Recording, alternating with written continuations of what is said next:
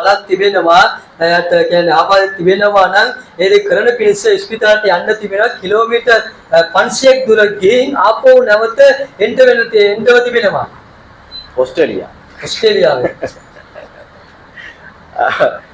Okay, அதே மாதிரி இப்ப நாங்க பாக்குற பணக்கார ஆஸ்திரேலியா மாதிரி அந்த இடம் ஒரு டர்க்கி எபீஸ் வந்து சரியான ஃபேமஸான ஒரு நல்ல வசதியான ஊர். අපි දකින ආස්ට්‍රේලියාව වගේ ටර්කි කියන දේශය හොඳ යාපත් යන දේශයක්. வசதியான ஊர், அதாவது கொழும்பு மாதிரி ஒரு நல்ல கேபிட்டல் சிட்டி, நல்ல வசதியான இடத்துல ஒரு சர்ச்சுக்கு லெட்டர் எழுதுறேன். හොඳ පාස්කම තිබෙනා ඒ ප්‍රදේශයේ සිට වෙලංකා වගේ තැනකට ඔව් යම් පත්‍රයක් ලියනවා.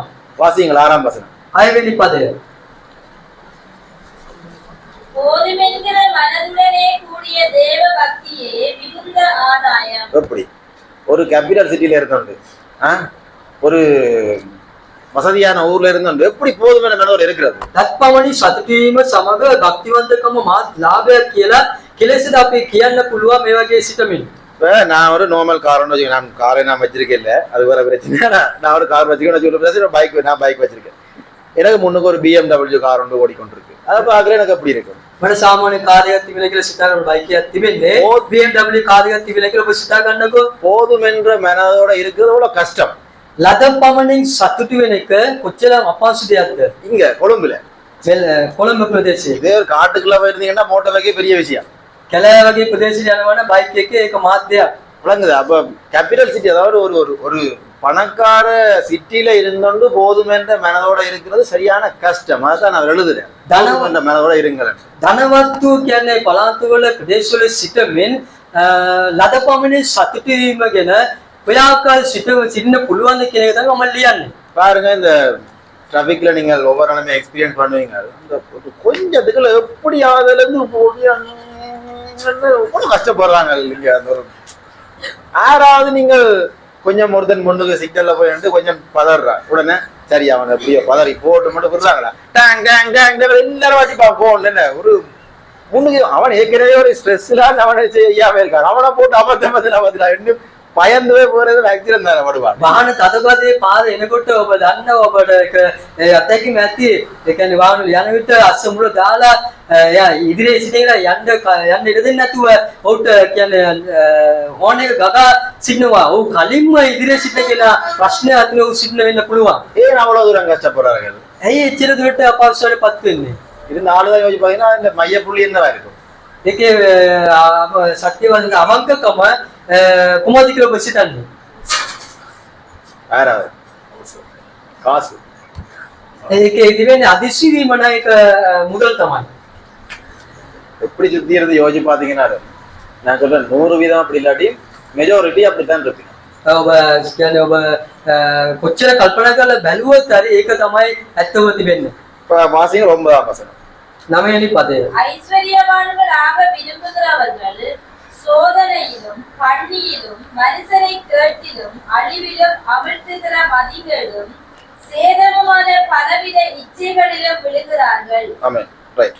இங்கிலீஷ்ல பாருங்க, those who want to get rich, அதாவது காசு கூட வரணும்னு விரும்பினா நல்ல இப்ப எங்களுக்கு இவ்வளவு கூடிய மாதிரி இருக்காங்க. into fall into temptation, அதாவது சோதனைக்குள்ள போவார்கள். மற்றது and trap பண்றது என்ன? இப்ப எலிக்கு நாங்க ஒரு பொறி வைப்போம், ஒரு பறவையை பிடிக்கிறதுக்காக ஒரு கண்ணி வைப்போம். ஒரு காசு வேணும்னு சொல்லி யோசிக்கிறது ஒரு ட்ராப். මුදල් උපයාගන්නට කියන්නේ යම් කිසි පරීක්ෂාවක් තිබෙන කියලා ඉංග්‍රීසි භාෂාවෙන් පැහැදිලි ලියා තිබෙනවා. කියන්නේ යම් කිසි පරීක්ෂාවට අසු වෙන්න ඕනේ නම් අපි මොකද කියන්නේ අර මීයන් අසු වෙන පිණිස අපි Tamanne කටරේක දන්නවා නේද? ඒ වගේ දේවල් පාවිච්චි කරනවා. இப்ப இது சொல்றது டாக்டர் துஜீவனா? என்ன பேர்? ரஜீவன், துஜீவன். ඩොක්ටර් ජීවන ඔගේ නම. நானா சொல்றது මේක මමද කියන්නේ? காசுன்றது ட்ராப் பண்ணி நானா சொல்றேன்? நானா சொல்றேன் இல்ல. මුදල් එක උපයාගන්න මේ දේවල් කියන්නේ මමද කියන්නේ? பைபிள்ல எழுதி. සිද්ධ බයිබලෙ ලියා තිබෙනවා. ஆவே நீங்கள் 100% அக்செப்ட் பண்ண தான் போறோம். வேற இதுக்கு இது சரியா அப்படியான்னு யோசிக்கவே இல்ல. இது மணி இஸ் a trap.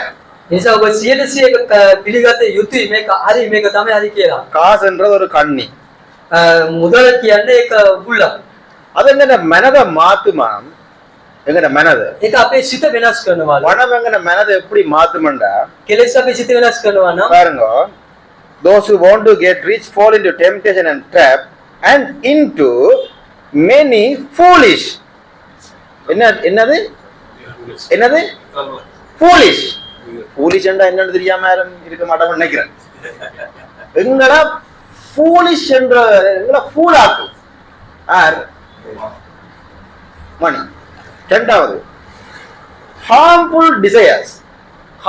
desires விருப்பம். அது ஒரு குழப்பமான விருப்பம். உதாரணத்துக்கு ஒரு குழந்தை பிள்ளைக்கு நெருப்ப பாக்குது, செக்கச்சவேலு சிறந்து போய் இருக்குது, நான் இதை எடுத்தே தீர்வேன் எடுக்க வலிக்கிறது. harmful desire. අපි උදාහරණ ගන්නවා නම් කියන්නේ ඒක දරුවෙක් බලන්න පුළුවන් ගින්දර ගන්නවා නම් අපි ඒක කල්පනා කරලා බලමු. பாதிப்பு ஏற்படுத்தக்கூடிய ஆசை. කියන්නේ අනතුරක් ලක් කරන්න ලක් වෙන විදියට තිබෙනා වූ ආසාව. harmful desire. அதான் பாதிப்பு ஏற்படுத்தக்கூடிய ஆசைய எது கொண்டு வரும்? பணம் கொண்டு வரும். අනතුරක් ලක් කරන්න පුළුවන් වූ ආසාවක් කුමක්ද ගේන්නේ? උදා තමයි ගේන්නේ. and ruin and destruction. destruction என்ன? அழிவு. ஒரு இடத்தை அப்படியே அடிச்சு இந்த கட்டுறதே அடிச்சு தரமாட்டோம்னா டிஸ்ட்ரக்ஷன் முடிஞ்சது. லைஃபே அப்படியே அடிச்சு துவம்சம் பண்ணி நிலமா மாத்திடுறது. ජීවිතේම විනාශ කරලා දමනවා ඇත. அப்ப இவ்வளவு பிரச்சனைக்கும் எழுதியிருக்கு love of money is a root of all kinds of evil. அதாவது லவ் ஆஃப் மணி. லவ்ன்றது என்னன்னு உங்களுக்கு தெரியுமா? லவ் தெரியாம யாரா இருக்கிற மண்டியில சொன்னீங்கன்னா நான் உங்களுக்கு எல்லாம் ஒரு டெஸ்ட் செய்வேன். ප්‍රේමයේ දීමනාව ප්‍රේමයේ කියන්නේ මොකද කියලා ප්‍රේමයේ දීමනාව කියන එක ඔබට කියා දෙන්න ඕනේ නෑ නේද? உங்களோட ஹோமோன் எல்லாம் ஒழுங்கா வேலை செய்தாலும் நான் செக் பண்ணி பார்ப்பேன். கொண்டு போய் லவ் தெரியாம யாரும் இருந்தீங்கன்றா ඔබේ ආවියන් සම්පූර්ණ සියලු දේ හරියාකාර ක්‍රියා වෙනවා කියලා මම විශ්වාස කරනවා. Love of money. மணியின் மீது காசின் மீது கொண்ட காதல். මුදල් ගැන තිබෙනා වූ ප්‍රේමය. அதுதான் வேர். ඒක තමයි මුල. இந்த விருப்பம் தான் பிரச்சனை. මේ කැමැත්ත තමයි ප්‍රශ්නය. ஆகவே இந்த ஒரு மெசேஜ ஒரு பணக்காரர் நாட்டில் இருக்கிற ஒரு சர்ச்சுக்கு எழுதுறாருன்னா எவ்வளவு சீரியஸான விஷயம். මේ පණිවිඩය ධනවත්ව තිබෙනා වූ සභාවට ලියනවා නම් කොච්චර මාත් දෙයක්ද කල්පනා කරන්න ඕනේ. ஏன் இப்ப கிறிஸ்தவர்களால முன்னேற இல்லாம இருக்கு? மற்றது கிறிஸ்தவர்களால ஒரு சுவிசேஷ ஆண்டவருடைய ராஜ்யத்தை இலங்கையில கட்டுறதே கூட கஷ்டமா இருக்கு. ඇයි කිතුණුවෙක්ට ඉදිරියට යන්න බැරිව ලංකා දේශීය යාපත් සභාවක් ගොඩනගන්න බැරිව අපහසුතාවෙන් තිබෙන්නේ. ஏன்டா எங்களால இந்த லவ் ஆஃப் மணில இருந்து வெளியில வர இயலாம இருக்கு. මේ කියන්නේ ප්‍රේමයේ මේ මුදල් කියලා මේ උපයා ගන්න මේ දේ එළියට එන්න බැරිව තිබෙනවා.